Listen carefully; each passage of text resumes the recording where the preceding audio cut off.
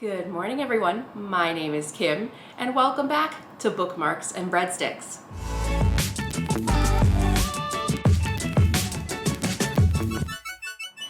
Hi, and welcome back to Bookmarks and Breadsticks. If you're new to my channel, I focus primarily in the world of culinary nonfiction, or what I like to call food books. Remember that food books are not cookbooks, and food books cover a large range of books from food, world and travel, food history, chef memoirs, and it tends to overlap with the world of environmentalism, sustainability, and animal science, nature science. Today, I am here to tell you about a wonderful book series called Food and Nations. This is a series from Reaktion Books, and I was so lucky to receive their most recent publication of Savoir-Faire, A History of Food in France. So these books, first off, I have to give a shout out to, look how beautiful these different covers are. They have nice colored spines, and they actually come with their own bookmarks built in. And there are about 98 to 100 different illustrations, and some are also in color. The pictures, I don't know if the camera's gonna pick it up, but the pages are actually, oh, you can see it a little bit. They're a little glossy, so they do shine. So another example is I actually own Delicioso, which is a history of food in Spain. So you'll see that they carry through this kind of patterned cover scheme, but do change the book based on region. So I was most graciously given this past fall, Savoir-Faire, A History of France. This came out in November. In total, there are actually 8 books published in this Food and Nation series, including Food in Italy, Germany, Spain, India, Greece, Vietnam, Food in America, which I need to pick up immediately, and Food in France, this book. So what can I tell you about these books in general?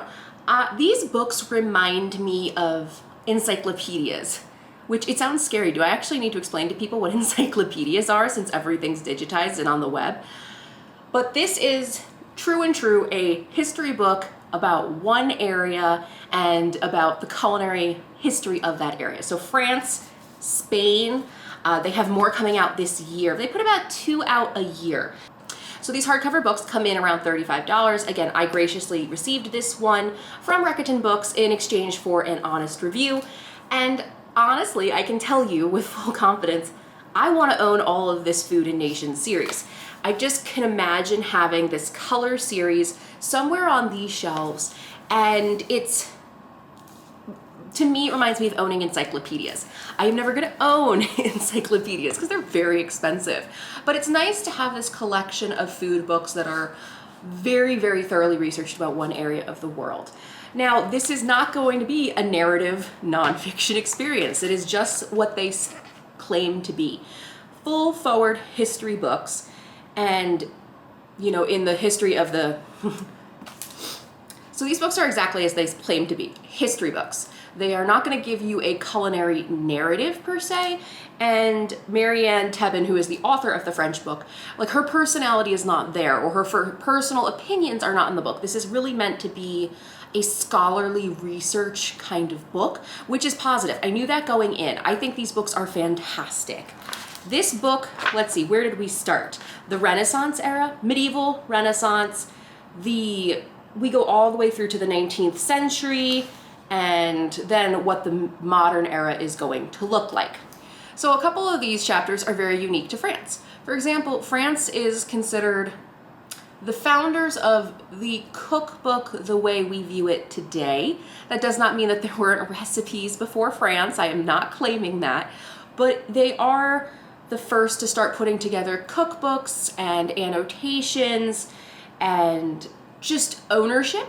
And the French decided that we are the best of the culinary world because we declared we were the best, which I found hilarious, because I think if you look at the culinary landscape now, it's the world is changing, which, side note, skips ahead to the modern era chapters.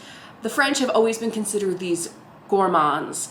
You go to culinary school and you are trained in the brigade system, the ways of classical French cooking. Now in the modern times, people are really pushing against that and rebelling against that, saying, why do we have to do it this way? Well, we have to do it this way because the French claimed dibs, essentially, on being the best hundreds of years ago, which I found funny. As you go through different eras in this book, there's fun tidbits that just the way food is interpreted. So during the times of the medieval and the Renaissance era in France, these, it was all about the priests and their compounds where they actually had a daily ration of wine. They grew their own crops. They really brought up that gardening system. And I think the funniest part in the book I remember is that in Catholicism, there is, during the time of Lent, there is Fridays, you do not consume meat. You consume like fish, fish. Sorry, I'm a bad Catholic, former Catholic, I don't know. So what I loved was that in this section of the medieval and Renaissance era, beaver tails were considered fish because their logic was that it spent most of its life in the water, therefore it is a fish. I mean, given the time period, I can't argue with that logic, but I was like, oh. And apparently a beaver tail is just almost entirely fatty, so it actually really helped the priests stay healthy. And the introduction of red meats for priests were only allowed when they were ill. All in all, this book is a fantastic read. I enjoy the roles and exploration of the artisan in the sense that a butcher, you had to like apply to become a city butcher in a way that was regarded with respect.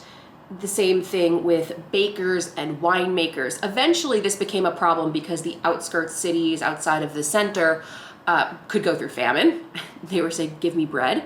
And it's very interesting to go through. I enjoyed it a lot. And you gotta give credit to a lot of the things that the French did start, like canning of goods. That's a very French innovation. I did not know that. I think my favorite part is actually chapter 8, which is the modern era peasants forever. And it talks about this interesting cycle that we're seeing where now it is all about finding things that are produced locally. That gem found in the small village who makes his own artisan cheese because he's been making it for years and years. Back in early French history, like that is what peasants did to survive. It was not a glorified thing. They had to learn to survive on their own. They would make wheat bread because white bread was only allowed to be served and created and baked in the capital. It's so interesting that now we're seeing people kind of flip that peasant paradigm on its head and go, no, I want to know about this brie made in the mountains by this old man, 16th generation kind of stuff. But now there's a I don't know if commoditization is a word. Now there is a premium charge being put on these peasant origin foods under the words of locavore, organic, and etc. So it's just interesting that the book at least acknowledges that this is happening, but having the context now of how French food came to be, at least from this volume, it almost makes me laugh. If someone from the Renaissance era could sit back and look at what's happening, they'd probably laugh and go, you're paying way too much money for something that peasant Joe and Pierre have been making in their family for generations because they couldn't afford bread in the capital city. All in all, I think these are fantastic books. They're definitely more for the historian or the super foodie like me. If you're looking for a narrative, this is not for you, but these are great encyclopedia-based volumes. These are great research books, and maybe it'll spark your interest somewhere in there to study a specific area. I personally found this book very rewarding because I have even more grounding to understand why in current times we push against the French brigade system, why we push against the French culinary learnings, mostly because France just called dibs. All in all, thank you so much again to Reaktion Books for sending this to me. I'm so excited for the new volumes coming out in 2021, and I will link, camera shake. I will link in the description below links to these books through bookshop.org. These are affiliate links, but the great thing about bookshop.org versus Amazon is that your purchase automatically gives 10% back to independent bookstores.